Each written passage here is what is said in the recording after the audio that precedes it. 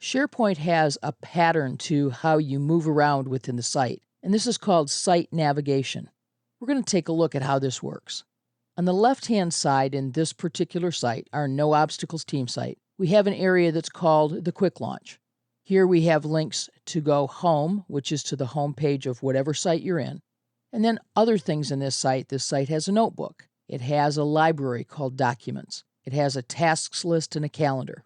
And so all of those items here are part of the Quick Launch, quick ways to get to places. We may have lots of other areas in this site. We don't have to put every area on the Quick Launch. It has limited space, so we'll want to make sure that we manage that.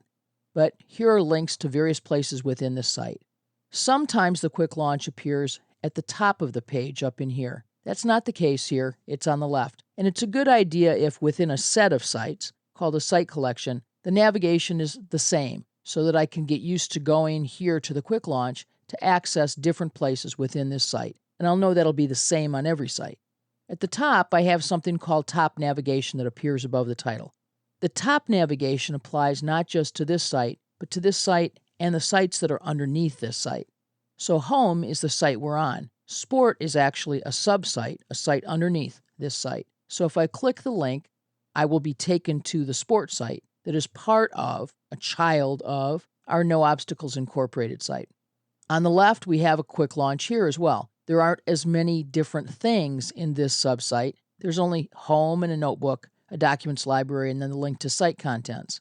This Home, by the way, is home always for the site you're in. This Home actually refers to the site that's up a level, the site we just left, our No Obstacles Incorporated team site. So I'm actually looking at a page here, and I have a ribbon, but I don't actually see it. If I click the Page tab, I'll see a ribbon that's appropriate for this particular page. So it has things like the ability to edit the page, to look at a history of the page, to send someone a link to the page, and so on. If I click Browse, it has the effect of actually hiding the ribbon. If I want to go to a particular library or a particular list, a space in my site like Documents, I simply click in the Quick Launch. And here I am. Notice that I have different ribbon tabs here because I'm actually in a library where I could have lots and lots of individual documents. So I have a ribbon for things I can do to individual files, and I have a tab with the commands that are useful for the entire collection of documents in this library. Click Browse, and again, it has the effect of hiding the tab. Now, to get back, how would I do that? Well, I could click Home here, which will take me back to the home page of this site, but because I'm at the top level of my site, the very top site in my collection, Home here actually takes me to the same place. So when I'm at the top of my site, either one of these links will take me to the home site and the home page of that site.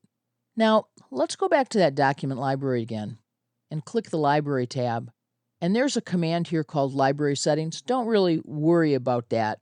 What it does is it takes us to settings specific for this library. Now, to get back, I actually have a set of breadcrumbs, another kind of navigation. I'm in Document Settings, but if I point to Documents, it's a hyperlink. So Documents here will take me right back to the library.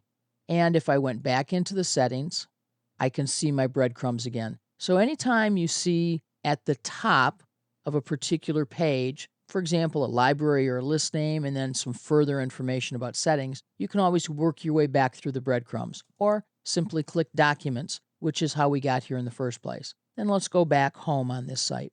In the upper right-hand corner, we see that I'm logged in. Here I am. There's a button here for settings that have to do with this particular page and this particular site. I have a toolbar with some options of things that I can do here on this page. I could share it with someone else so they could get to this site. I can decide I want to follow a site. We'll talk more about these choices later. But this is actually a small toolbar that we see at the top of the site. Above that, we have some social networking aspects of SharePoint. We have the ability to go to our news feed, to our own personal SkyDrive where we can store files, to specific lists of sites that we've kept track of.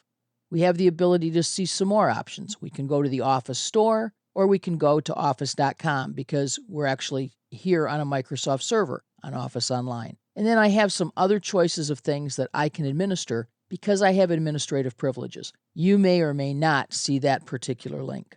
So We have a top menu here that has information about social networking. We have a menu that allows us to work with individual items, and you'll see this menu on many pages.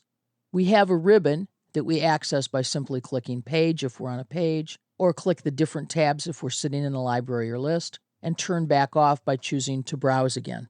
There are so many ways we can navigate in SharePoint. We can navigate using hyperlinks, using the quick launch, using top navigation, using our breadcrumbs. Welcome to SharePoint. After you've been working for just a few hours or a few days, all of this will become very easy and very intuitive, and you'll be able to navigate quickly through each and every one of your team sites.